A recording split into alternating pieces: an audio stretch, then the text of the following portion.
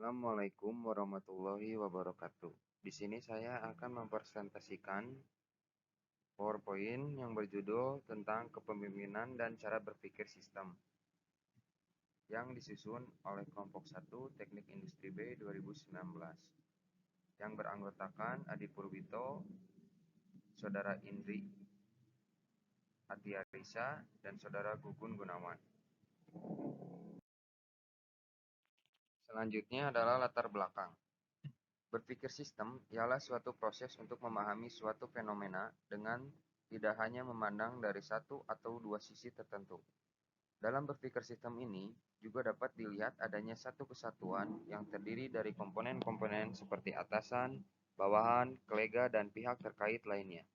Namun perlu disadari bahwa satu bagian komponen tidak akan dapat berdiri sendiri dalam mencapai tujuan organisasi. Dalam hal ini, interaksi, kerjasama, dan komunikasi yang baik antar komponen, antar pemimpin, bawahan, kolega, dan yang lainnya mutlak dibutuhkan. Dilihat dari manfaat, pemikiran sistemik ini sangat penting untuk diterapkan dalam dunia kesehatan. Masukan atau input dalam pelayanan kesehatan adalah masyarakat yang membutuhkan pelayanan kesehatan. Hasil pelayanan kesehatan mencakup status kesehatan masyarakat dan ketersediaan pelayanan kesehatan. Dalam perspektif pendekatan sistem sosial tidak bisa dipahami dengan menguraikan bagian-bagian masalah satu persatu. Menguraikan bagian-bagian sistem sosial dapat menghilangkan jati diri sistem yang terletak pada interaksi antar bagian-bagian tersebut. Berpikir sistem bukan dengan menguraikan yang kompleks menjadi lebih sederhana, tetapi melihat dari jarak yang lebih jauh sehingga keterkaitan yang kompleks antar subsistem dapat terlihat. Elemen-elemen sistem merupakan bagian-bagian yang berinteraksi dalam hubungan timbal balik, merespons satu sama lain dalam konteks peran-peran. Interaksi berarti komunikasi antara satu bagian dengan bagian yang lain. Interaksi berarti kedua pihak saling mempengaruhi ketika berinteraksi satu sama lain. Berpikir sistem atau system thinking berbeda dengan berpikir sistematik atau systematic thinking dan berpikir sistemik atau system thinking. Sehingga penulisan berinisiatif untuk membahas materi tentang system thinking. Selanjutnya adalah system thinking.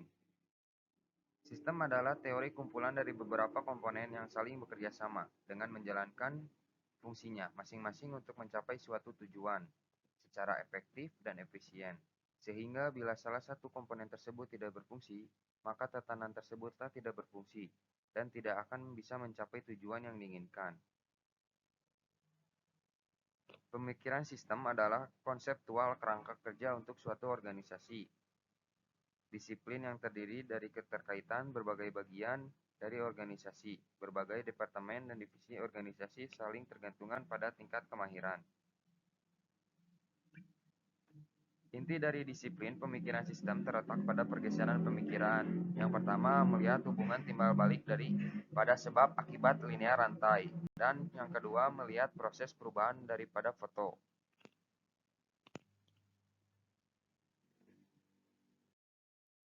Selanjutnya di sini ada manfaat sistem thinking, dibagi menjadi 4 bagian. Yang pertama memberi pemahaman. Yang dimaksud dengan memberi pemahaman di sini atas keterkaitan elemen-elemen yang mempengaruhi kinerja. Yang kedua adalah struktur dan proses sistem. Di sini akan menjadinya bahasa bersama untuk dialog tentang struktur dan proses sistem. Yang ketiga adalah memetakan dan simulasi yang dipahami. Yang maksud di sini adalah simulasi apa yang dipahami dalam bersama. Dan yang terakhir adalah fenomena dasar yang berkembang. Yang dimaksud adalah fenomena dasar yang berkembang dengan memperhatikan interaksi dari berbagai yang berkaitan. Assalamualaikum warahmatullahi wabarakatuh.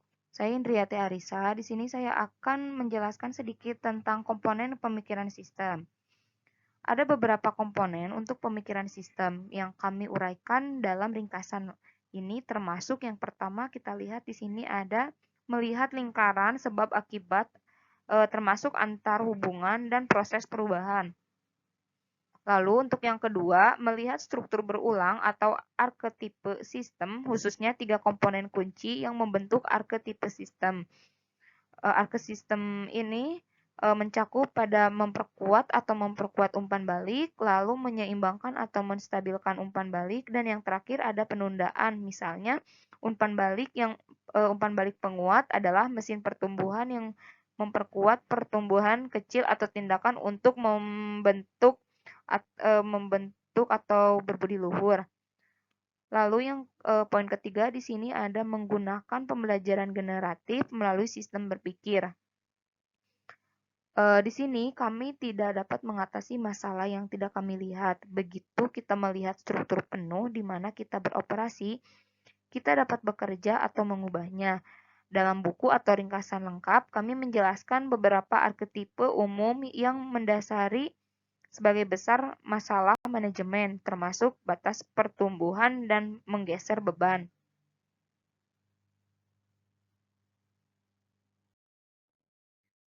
Di sini kita lihat ada bagan untuk contoh pemikiran sistem atau dari contoh sistem penjualan.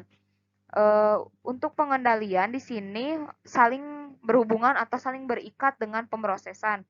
Pengendalian di sini adalah manajemen penjualan yang buruk. Lalu untuk pemrosesan di sini adalah prosedur penjualan yang usang. Pengendalian ini dia berhubungan dengan sebuah tanggapan dan sebuah informasi penjualan yang tidak tepat. Untuk tanggapan sendiri itu mencakup pada input. Lalu input di sini berisikan tentang usaha penjualan yang tidak memadai. Dari input dia melaju ke arah kanan untuk ke arah pemrosesan. Untuk pemrosesan di sini yaitu prosedur penjualan yang usang. Lalu untuk proses selanjutnya panah bergerak ke arah kanan yang berarahkan ke arah output. Untuk output di sini yaitu kinerja penjualan yang buruk. Nah, dari kinerja penjualan yang buruk ini dia saling berhubungan dengan pengendalian. Pengendalian dengan output itu saling berhubungan, dan pengendalian dengan input atau tanggapan atau feedback itu saling berhubungan. Maka dapat kita simpulkan bahwa bagan di sini saling terikat dan saling berhubungan.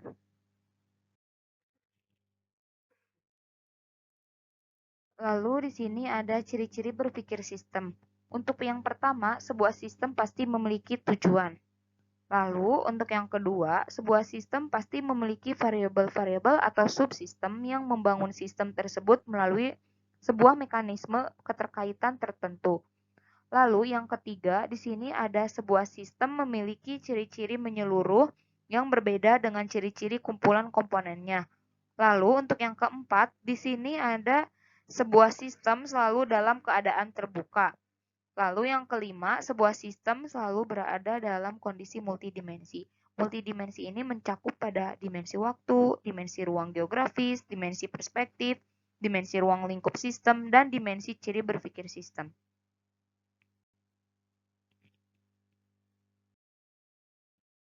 Assalamualaikum warahmatullahi wabarakatuh. Saya Gugun Gunawan akan melanjutkan materi yang sudah disampaikan oleh saudara Indri. Selanjutnya ada indikator penilaian berpikir sistem. Menurut Tobing dan Fitriati, indikator penilaian berpikir sistem terdapat beberapa poin. Yang pertama ada keberhasilan satu unit kerja mempengaruhi unit kerja lain. Yang kedua, suatu unit kerja tidak dapat berhasil tanpa dukungan unit kerja lain. Yang ketiga, dampak yang akan terjadi sebelum melakukan sesuatu. Yang keempat, mengetahui penyebab timbulnya masalah dalam pekerjaan. Yang kelima, mampu memilah-milah masalah yang timbul dalam unit kerja. Selanjutnya, mengetahui adanya hubungan antara masalah yang dihadapi diri sendiri dengan masalah yang dihadapi rekan sekerja, menyadari masalah yang ditimbulkan satu unit kerja dipengaruhi oleh unit kerja lain. Poin yang ketujuh, menggunakan reaksi orang lain untuk memperbaiki tindakan sendiri. Dan poin yang terakhir, mampu menggambarkan hubungan antar masalah unit kerja sendiri dengan unit kerja yang lain. Nilai yang terkandung dalam cara berpikir sistem. Terdapat beberapa poin. Yang pertama, menghargai bagaimana model mental mempengaruhi cara pandang kita. Yang kedua, mengubah perspektif untuk mengubah leverage poin baru. Yang ketiga, melihat pada kesaling tergantungan. Yang keempat, merasakan dan menghargai kepentingan jangka panjang dan lingkungan. Yang kelima, memperkirakan yang biasanya tidak diperkirakan. Yang keenam, berfokus pada struktur yang membangun dan menyebabkan perilaku sistem. Yang ketujuh, menyadari bagian tersulit tanpa terdensi untuk menyelesaikan dengan tergesa-gesa. Yang kedelapan, mencari pengalaman. Dan poin terakhir, menggunakan bahasa pola dasar dan analogi untuk mengantisipasi perilaku dan kecenderungan untuk berubah. Untuk materi selanjutnya ada sistem thinking sebagai sebuah pendekatan. Pendekatan sistem thinking atau berpikir sistem adalah pendekatan yang mengenali hubungan saling bergantung dan berkaitan dari unsur-unsur dalam suatu sistem. Pada awalnya, pendekatan ini digunakan dalam ilmu biologi yang kemudian diadaptasi oleh ilmu sosial sebagai metode dalam memahami fenomena di dunia nyata. Dalam pendekatan berpikir sistem, dikenal adanya paradigma yang menyatakan bahwa suatu perubahan dimunculkan oleh suatu struktur atau unsur-unsur pembentuk yang saling bergantung. Selanjutnya, hubungan unsur-unsur yang saling bergantung itu merupakan hubungan sebab akibat umpan balik, bukan hubungan sebab akibat searah, dan merupakan proses yang berlanjut, bukan potret-potret sesaat. Berbagai upaya telah dilakukan untuk menyintesis sistem berpikir dalam paradigma teoris menyeluruh yang meliputi ilmu-ilmu alam dan manusia. Teori ini memahami sistem secara universal sebagai proses terbuka untuk berubah melalui internal self-regulation dan atau interaksi umpan balik dengan lingkungan. Dalam pengertian yang paling sederhana, sistem thinking memberikan gambaran yang lebih akurat dari realitas, sehingga dapat bekerja semaksimal mungkin untuk mencapai hasil yang diinginkan. Hal ini mendorong kita untuk berpikir tentang masalah dan solusi dengan berpikir jauh ke depan. Sistem thinking dibangun di atas dasar kompleksitas, dinamis, dan holistik. Lingkungan sebagai sebuah sistem memiliki kompleksitas. Kompleksitas kata dasar dari kata bahasa Inggris yakni kompleks yang berarti rumit. Sedangkan kompleksitas dalam Kamus Besar Bahasa Indonesia diberi arti kerumitan atau keruwetan. Guna memperoleh pengertian dasar, para peminat studi kompleksitas memberi batasan bahwa kompleksitas pada prinsipnya suatu keadaan antara keteraturan dan kesemrawutan. Hal ini merupakan ciri utama dalam sebuah sistem. Selanjutnya, ciri sistem thinking berikut adalah holistik. Holistik berasal dari kata holims yang merupakan suatu paham bahwa suatu sistem tidak bisa dipandang dari bagian-bagiannya saja. Sistem secara keseluruhan mempengaruhi bagaimana bagian bekerja. Prinsip holisme sendiri diutarakan oleh Aristoteles, yaitu keseluruhan lebih dari bagian dari anggota-anggotanya. Suatu sistem, besar maupun kecil, dapat dilihat secara holistik dengan menggunakan helicopter view. Tools tersebut membantu seorang memahami lingkungan dengan menyeluruh atau spesifik. Dengan memahami sistem thinking, maka perubahan dapat dikendalikan oleh seseorang. Dunia yang semakin kompleks dan dinamis dengan mudah diidentifikasi dan dikendalikan. Sistem thinking memberikan sebuah pendekatan baru dan menciptakan putaran transformasi. Untuk materi terakhir, ada paradigma sistem thinking. Dalam paradigma berpikir sistem, hubungan sebab akibat yang mempunyai polarisasi digambarkan dengan menggunakan anak panah yang di bagian sebelah kiri atau kanan ujung runcinya diberi tanda positif ataupun negatif. Anak panah bertanda positif dapat berarti sebab akan menambahkan akibat atau sebab akan mempengaruhi akibat dalam arah perubahan yang sama. Arah perubahan yang sama berarti bahwa jika sebab meningkat atau menurun, pengaruhnya terhadap akibat akan menyebabkan akibat yang meningkat ataupun menurun pula. Sedangkan anak panah bertanda negatif dapat berarti sebab akan mengurangi akibat atau sebab mempengaruhi akibat dalam arah perubahan yang berlawanan. Arah perubahan yang berlawanan berarti bahwa jika sebab meningkat, pengaruhnya terhadap akibat akan sebaliknya, yaitu menyebabkan akibat yang menurun. Pendekatan berpikir sistem memiliki alat atau tools yang dikenal dengan nama sistem ARKIP yang berguna untuk mengenali pola tingkah laku sistem yang menggambarkan garis cerita dengan tema sendiri. Pola tingkah laku secara khusus dapat digambarkan dan struktur sistem yang unik dapat dilukiskan dengan diagram sebab akibat. Dalam paradigma berpikir sistem, struktur ini menentukan perilaku suatu fenomena. Lingkar sebab akibat positif akan menghasilkan suatu perilaku pertumbuhan ataupun penurunan. Lingkar sebab akibat positif dikenal juga sebagai tipe log reinforcing atau digunakan dengan notasi R. Sedangkan lingkar sebab akibat negatif akan menghasilkan suatu perilaku pencapaian tujuan, walaupun terkadang tujuan dalam lingkar itu tidak tampak secara eksplisit. Lingkar sebab akibat negatif merupakan pula suatu proses penyimbangan dengan menggunakan notasi B. Tahapan selanjutnya setelah terbentuk diagram sebab akibat adalah dengan membuat perilaku beberapa unsur kunci dari struktur fenomena yang tampak akan terlihat pada kejadian di dunia nyata merupakan peristiwa yang bisa dilihat dan dirasakan. Peristiwa tersebut dalam perspektif waktu kemudian akan menghasilkan pola perilaku yang terbentuk dari struktur persoalan yang dibuat dalam bentuk diagram sebab akibat, yang berisikan perilaku variabel atau unsur di masa lalu dan perkiraan perilaku variabel atau unsur di masa yang akan datang apabila tidak melakukan suatu perubahan apapun.